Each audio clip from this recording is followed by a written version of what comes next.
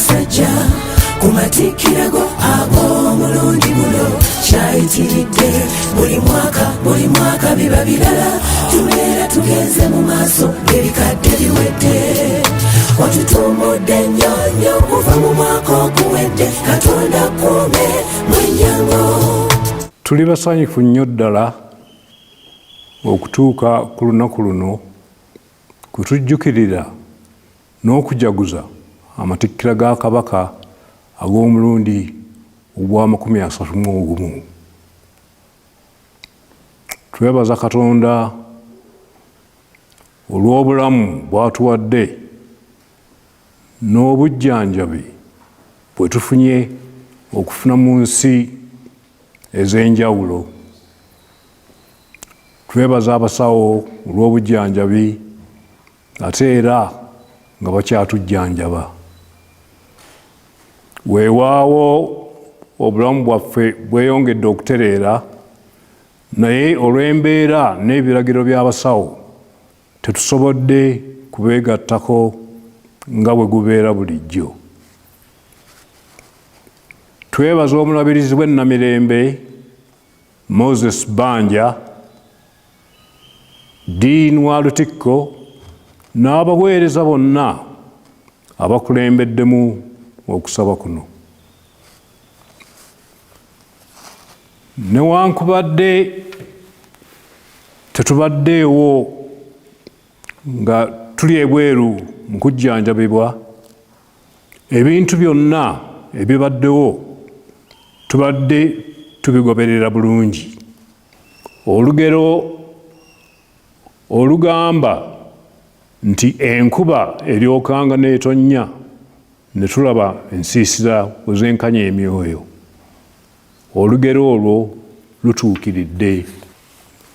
Bulijjo tubakuutira okwegatta, okukuuma n'okussa ekitiibwa mu nnono n'empisa zaffe.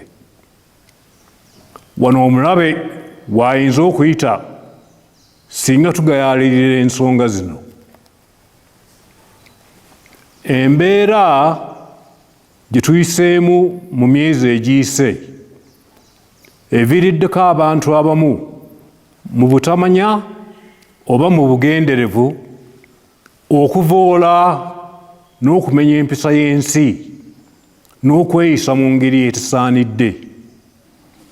Bakoze ebintu bingi okuubisa abantu baffe ebikwata ku Nnamulondo n'Obwakabaka. Kino kya bulabe ddala. Abantu abo musaana okubeegendereza ddala.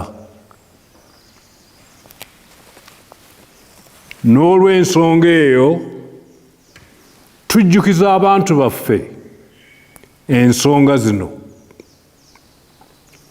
Ekisooka, Kabaka alina emisoso n'enkola egobererwa ng'atuula ku Nnamulondo, era Kabaka talondebwa bataka abakulu ab'obusolya.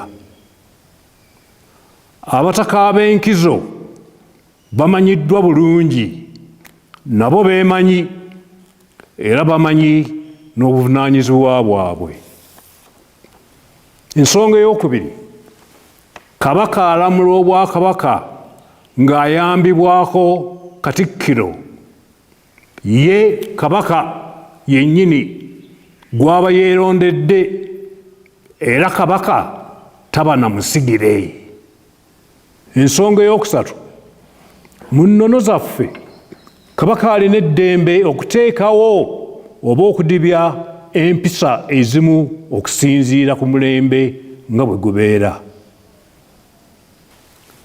Twebaza abantu bonna